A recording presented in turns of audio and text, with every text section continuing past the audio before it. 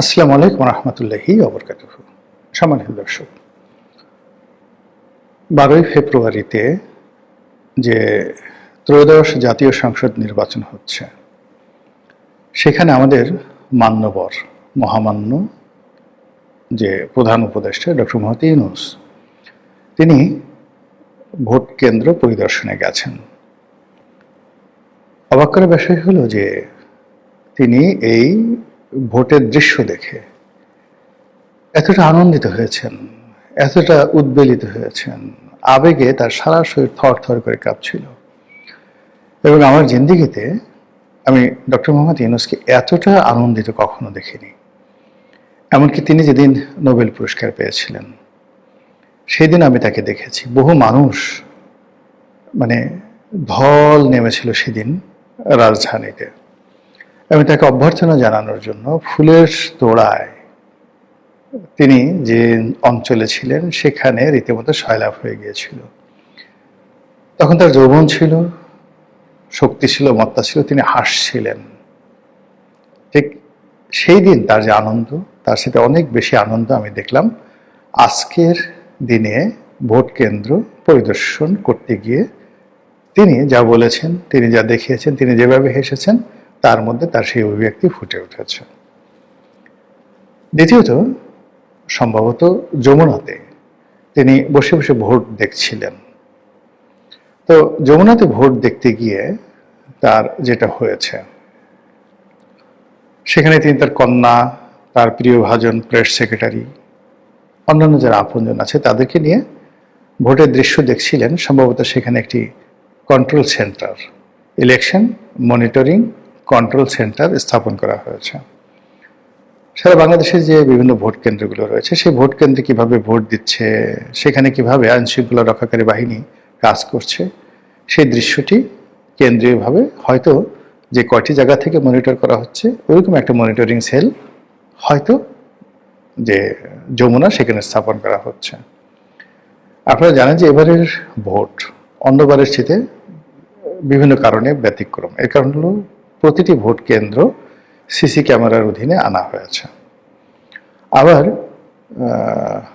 প্রায় 30,000 সেই আইনশৃঙ্খলা রক্ষাকারী বাহিনী, তাদের শরীরে ক্যামেরা লাগিয়ে দেওয়া হয়েছে, বডি ক্যামেরা। ফলে ভোট কেন্দ্রের ভিতরে বাইরে এই যে যাদের সাথে ক্যামেরা রয়েছে, মুভি ক্যামেরা, বডি ক্যামেরা, তারা চলন্ত সিনেমার মতো করে প্রতিটি দৃশ্য তাদের সেই ক্যামেরায় ধারণ করা হচ্ছে এবং যারা কন্ট্রোল রুমে বসেছেন তারা সেই দৃশ্য দেখতে পাচ্ছেন। তো সেই দৃশ্য নিঃসন্দেহে ডক্টর মোহাম্মদ ইউনূস দেখছেন এবং দেখে তার মনে ভীষণ রকম আনন্দ লাগছে। এটার ইতিবাচক দিকগুলো বলে নেই। ইতিবাচক দিক হলো যে ডক্টর মোহাম্মদ ইউনূস সেই প্রথম দিন থেকেই বলে আসছেন যে তিনি একটি ভোট দেবেন, পৃথিবীর সেরা একটা নির্বাচন হবে, শান্তিপূর্ণ নির্বাচন হবে, বিশ্ব অবাক হয়ে তাকিয়ে দেখবে এবং আগামী 100 বছরের মধ্যে শ্রেষ্ঠতম নির্বাচন তিনি করে দেখাবেন। তো আজকের দিনে তিনি যদি তার সেই যে প্রতিজ্ঞা, তার যে আশাবাদ, এটি তিনি দেখে থাকেন, সঙ্গত করেন তার মনে অনেক আনন্দ, তিনি অনেক খুশি এবং তার এই প্রাপ্তি পরিণত বয়সে, প্রায় 90 বছর বয়সে তিনি এই যে সফলতা দেখালেন, এটা অনেকে বলার চেষ্টা করছেন যে জীবনে প্রথম পিতা হওয়ার যেভাবে আনন্দ, ঠিক ওইরকম আনন্দ এর আগে আপনাদের মনে আছে যে একজন বৃদ্ধ সংসদ সদস্য জীবনে প্রথমবারের মতো এমপি হয়েছিলেন, তারও এরকম প্রায় 80-85 বছর বয়স। তো তাকে জিজ্ঞাসা করা হয়েছিল যে আপনার অনুভূতি কি? তখন তিনি বললেন যে জীবনে প্রথম পিতা হওয়ার যেভাবে একটা অনুভূতি, আজকের দিনে আমার ঠিক সেই রকম অনুভূতি। তো ডক্টর মোহাম্মদ ইউনূসের ওইরকম একটা অনুভূতি হতে পারে, আর সেই অনুভূতি যদি হয় তাহলে তার শরীরের কোনো অংশের উপরই তার কোনো নিয়ন্ত্রণ থাকার কথা নয়। তিনি হাসবেন অবারিতভাবে, প্রকৃতির মতো তিনি কথা বলবেন উচ্ছল প্রাণান্তভাবে, কবিতার মতো করে, এবং তার সেই সবকিছু প্রকাশিত হবে আজ সৃষ্টি সুখের উল্লাসে। তো রবীন্দ্রনাথ নয়, নজরুলের সেই বিখ্যাত কবিতার মতো আজ সৃষ্টি সুখের উল্লাসে। তো সৃষ্টি যখন মানুষ করে তখন তার ভিতরে যে উল্লাস হয়, সেই উল্লাস প্রকাশের সময় মানুষের কোনো সার্কিট ব্রেকার থাকে না।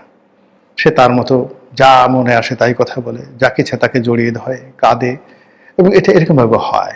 আমি যখন প্রথমবার এমপি হলাম, তো এমপি হওয়ার পর যখন রেজাল্ট জানাজানি হলো, কত মানুষ আসলো আমাকে অভ্যর্থনা জানানোর জন্য। আমি উদ্বেলিত হয়ে গেলাম। আমি যাকে ইচ্ছা তাকে জড়িয়ে ধরছি, যাকে ইচ্ছা তাকে হ্যান্ডশেক করছি। কে বড়, কে ছোট, কে মহিলা, কে পুরুষ, আমার কোনো খেয়ালই ছিল না। যাকে পাচ্ছি তাকে পাইকারিভাবে জড়িয়ে ধরছি। তো এরকম ডক্টর মোহাম্মদ ইউনূসের হতে পারে। আমার হয়তো 2008 সনে বয়স কম ছিল, আর যখন মানুষ বুড়ো হয়ে যায় তখন তার মানুষ সাধারণত তার বয়স কমে যায়, তার এত খেয়াল থাকে। তো আজকের দিনে তিনি যে আনন্দ দেখাচ্ছেন, উচ্ছ্বাস দেখাচ্ছেন, এটা হতে পারে যে তিনি যা কিছু বলে আসছিলেন গত 17 মাস ধরে মানুষ কেউ তাকে বিশ্বাস করেনি, সবাই তাকে অপমান করেছে, আর আজকের এই দিনে এই সফলতা দেখে তার আনন্দ হতে পারে। অন্যদিকে যদি নেতিবাচক চিন্তা করেন, তাহলে তার ম্যাটিকুলাস ডিজাইন, তারপরে তার রিসেট বাটন, এরপর নতুন একটি বাংলাদেশ গড়ার স্বপ্ন, নতুন একটা ইতিহাস গড়ার স্বপ্ন, এবং জাতিকে 3-0 থিওরিতে নতুন একটা গন্তব্যে নিয়ে যাওয়ার যে অভিলাষ তার মধ্যে ছিল বা এখনো আছে, সেটি হয়তো এই নির্বাচনের মাধ্যমে তিনি দেখতে পাচ্ছেন। এবং সেই অর্থে তিনি কতগুলো কথা বলেছেন। তাকে জিজ্ঞাসা করা হয়েছে যে স্যার আপনার অনুভূতি কেমন, তিনি বলেছেন এটা প্রকাশ করা যাবে না। আজকের এই ভোটের মাধ্যমে একটা নতুন বাংলাদেশ গঠিত হলো। অতীতের যত কিছু আছে, মানে উনি ওই অতীতের রিসেট বাটন যে কথাটা, ওইটা মুখ ফসকে এবার বলতে চাননি, বলতে গিয়েও তিনি অনেকটা থমকে গিয়েছেন। তিনি বলার চেষ্টা করেছেন যে অতীতে আমাদের যে সকল ইতিহাস ছিল, যে ইতিহাসের মন্দ দিকগুলো আছে, আজকে কবর রচনা হলো। আজকে থেকে একটা নতুন বাংলাদেশ, এই নিউ বাংলাদেশ গঠন হলো। আর নতুন বাংলাদেশ যদি গঠন হয়ে যায় এই ভোটের মাধ্যমে, সেই বাংলাদেশের স্থপতি কি হবেন? ডক্টর মোহাম্মদ ইউনূস নিশ্চয়ই জামাতের আমির নন। নতুন বাংলাদেশের স্থপতি তারেক রহমান সাহেব হবেন না।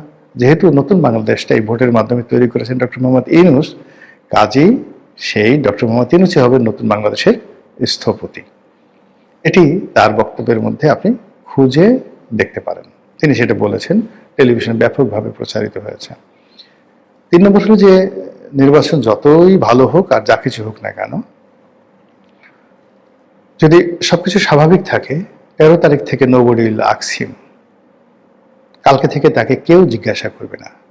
সারা বাংলাদেশের সব কিছু যারা বিজয়ী হবে তাদের দিকে ধাবিত হবে। এবং 13 তারিখের মধ্যেই শপথ গ্রহণ, 13 তারিখের মধ্যে সরকার গঠনের জন্য প্রচন্ড একটা চাপ তৈরি হবে, অস্বাভাবিক, যেটা কল্পনাই করা যায় না।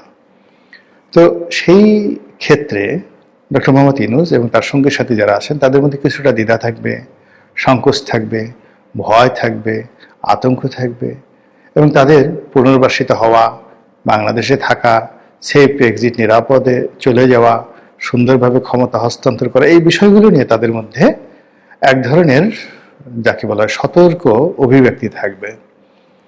কিন্তু তাদের উচ্ছ্বাস দেখে মনে হচ্ছে যে তারাই এই বিজয়ের হর্তা, তারাই এই বিজয়ের অধিকর্তা।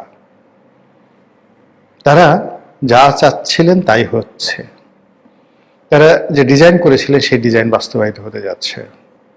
এবং সেই ডিজাইনগুলো কি?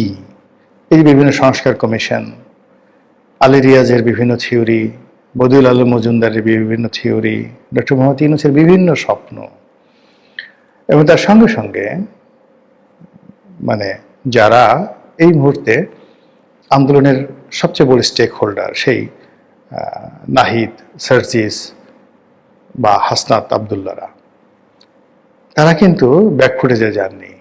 তারা মন্ত্রী পরিষদ থেকে পদত্যাগ করেছেন, কিন্তু এখনো পর্যন্ত মন্ত্রী পাড়াতে তারা বসবাস করছেন, মন্ত্রীদের বাড়িতে তারা আছেন, এখানে থেকে তারা ইলেকশন করছেন। এত কিছুর মধ্যেও সেই যে বিদেশি ইউটিউবার যারা আছে, তারা নাসিরউদ্দিন পাটোয়ারিকে স্বরাষ্ট্র মন্ত্রণালয় দিয়ে দিয়েছে। এর আগে প্রেস সচিব নাহিদ ইসলামকে প্রধানমন্ত্রী বানিয়ে দিয়েছিল, সেখান থেকে এখনো তাকে প্রধানমন্ত্রী হিসেবে তার দায়িত্ব থেকে তাকে নামানো হয়নি।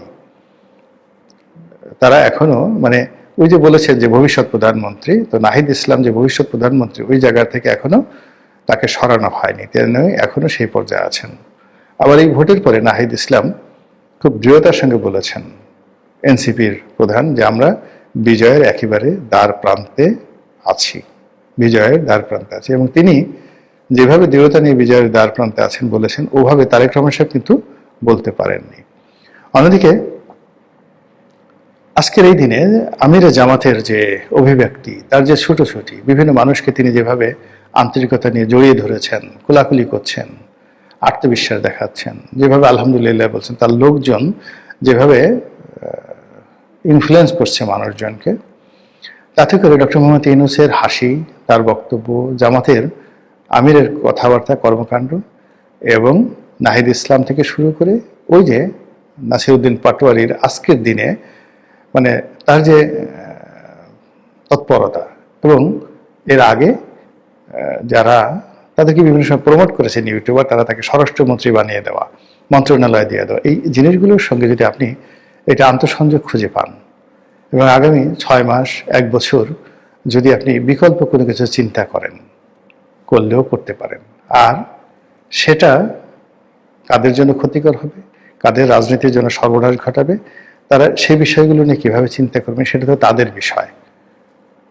আপনার আমার মতো যারা লোকজন আছেন, আমরা দূর থেকে দেখি, কথাবার্তা বলি, আমরা শুধু যা দেখলাম, যা বুঝলাম সেই বিষয়গুলো আপনাদের সামনে তুলে ধরতে পারি। মহান আল্লাহ আমাদের সবাইকে হেদায়েত দান করুন।